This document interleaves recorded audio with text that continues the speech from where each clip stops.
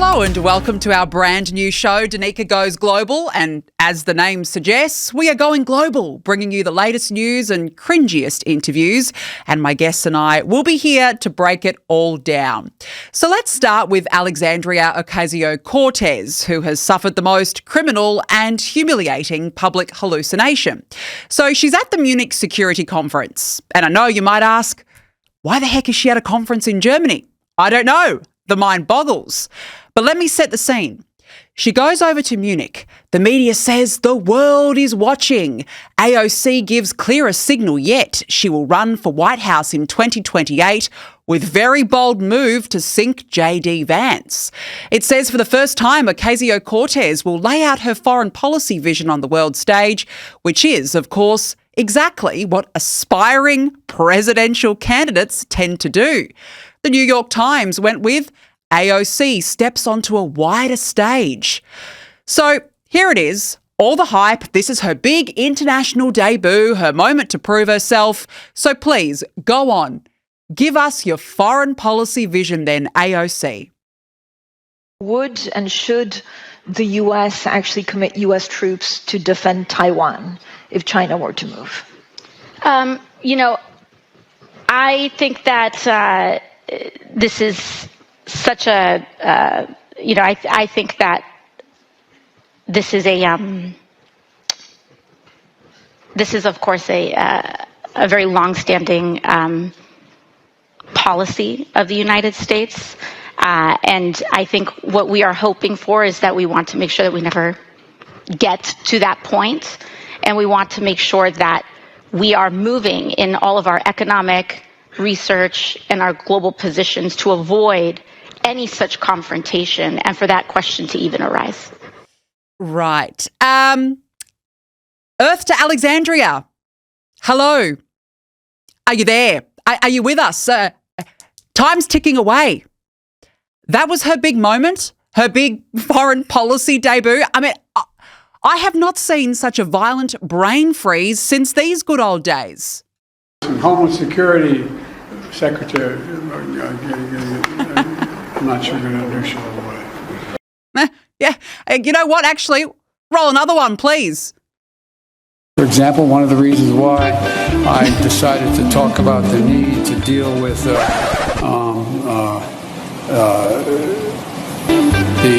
operation and the gouging that occurs in some of the pricing of beef and chicken and other things is that that's why I think that's why I indicated to you we're going to look at whether or not there's a violation. Oh, look, the nostalgia, by the way, the nostalgia.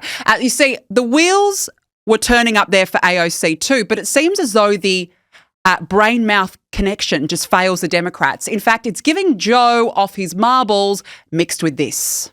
I personally believe that U.S. Americans are unable to do so because some people out there in our nation don't have maps, and I believe that our education, like such as in South Africa and the Iraq, everywhere like such as, and I believe that they should, our education over here in the U.S. should help the U.S. or should help South Africa and should help the Iraq and the Asian countries.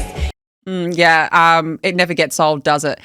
And when you think about it, the question that was asked to AOC was pretty straightforward, that you would think for a woman who apparently has a degree in international relations. So you'd think, well, she ought to know a thing or two then about international relations. Should the US commit troops to defend Taiwan? Fancy not even understanding the very basics of US foreign policy. I mean, all she had to do was talk about previous Democrat decisions on Taiwan. That would have been sufficient. Joe Biden once said US troops would defend the island if there was an unprecedented attack. Former Speaker Nancy Pelosi, when she was not taking the knee for Black Lives Matter and suffering from an acute and chronic case of TDS, well, heck, she even took herself off to Taiwan. Or AOC could have spoken about the threat of China, but she never did. Was this her idea of showing America's strength? Because China right now is taking notes. Xi Jinping is proud. He's going, yee-haw, get that woman into the White House. This is fantastic. But let's be clear. AOC should not be allowed anywhere, near the Oval Office. Because again, we're going to roll it. Americans deserve better than this. I think that this is such a, I think that this is this is, of course, a very long-standing... Look, it gets worse. I know it's cringe. I won't run it again. But I'll point out, she has form when it comes to international politics, because who could forget this classic from 2018 when she was asked about the Middle East? You used the term the occupation of Palestine. What did you mean by that? I think what I meant is like the settlements that are increasing in some of these areas and places where Palestinians are experiencing difficulty in access to their housing and homes. Do you think you can expand on that? Yeah, I mean, I think I'd also just, I am not the expert on geopolitics on this issue. Blow me down. Really? I would never have guessed. And now back to Munich, because it didn't end there for AOC. She seems to really be taking cues from the Democrats' public speaking guide for dummies. Now have a listen to this and ask yourself, please, who does it remind you of? I think what we identify is that in a rules-based order, hypocrisy is vulnerability. And so I think what we are seeking is a return to a rules-based order that eliminates the hypocrisies around when too often in the West we look the other way for inconvenient populations to act out these paradoxes. Sorry? Sorry, what? What on earth is she on about? Let's give her another go. So I think one of the reasons why, not just myself, but many of our colleagues here, in fact, many Democrats that are here as well, is because we want to tell a larger story. That what is happening is indeed very grave. And we are in a new era, domestically and globally. There have been many leaders who've said we will go back. And I think we have to recognize that we are in a new day and in a new time. A new day and a new time. Now, I don't know about you, but I'm still none the wiser as to what that character is on about. So, ladies and gentlemen, I think we have a new word salad queen. You know what's coming, don't you? That's why we're here today. Because we have the ability to see what can be, unburdened by what has been.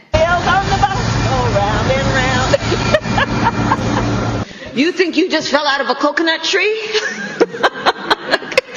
You exist in the context of all in which you live and what came before you. Oh, look, I don't miss that. But Alexandria and Kamala, both as dumb as a box of rocks. In fact, I'll go as far as saying I think that AOC is dumber than Kamala. Kamala may even be more coherent, and she's never sober when delivering a speech. A couple of wines and a word salad, that speaks volumes. As Senator John Kennedy once said of AOC, I think she's the reason there are directions on a shampoo bottle. Oh, it never gets old, and he's not wrong. Now, speaking of embarrassments on the world stage, the Ken doll from California, Gavin Newsom, has left the palatial mansion, and he and his hair transplant are also in Munich at the very same conference where he was warning about the climate Armageddon. You may not believe in science, but you got to believe your own eyes. I mean, people are burning up, choking up, heating up. We have simultaneous droughts and floods. Historic wildfires. You know maybe little about California. You've seen those images of these wildfires. Oh, Gavin. He's got to stop the sun from shining, is he? Because that's going to solve everything. And he talks there about bushfires. Is this the same Ken doll who came out for a photo opportunity after photo opportunity while LA burned last year? And remember, he blamed a lack of water, then later admitted that water ran out and hydrants were empty. Gavin, that's your fault. That's not climate change. But he went on. Donald Trump is doubling down on stupid. Never in the history of the United States of America has there been a more destructive president than the current occupant in the White House in Washington, D.C. It is code red in terms of American leadership in this space. Low carbon, green growth. Code red. And just when you thought, surely that's enough Gavin for one day, his TDS, which had just been really flickering inside of him throughout his speech, suddenly burst. I hope, if there's nothing else I can communicate today, Donald Trump is temporary. Really? He'll be gone in 3 years. Right. California is a stable and reliable partner in this space. And it's important for folks to understand the temporary nature of this current administration in relationship to the issue of climate change and climate policy. Poor old Gavin in his usual state of desperation, lack and delusion. Fancy saying that Trump is temporary when 77 million Americans backed him as the leader of the free world.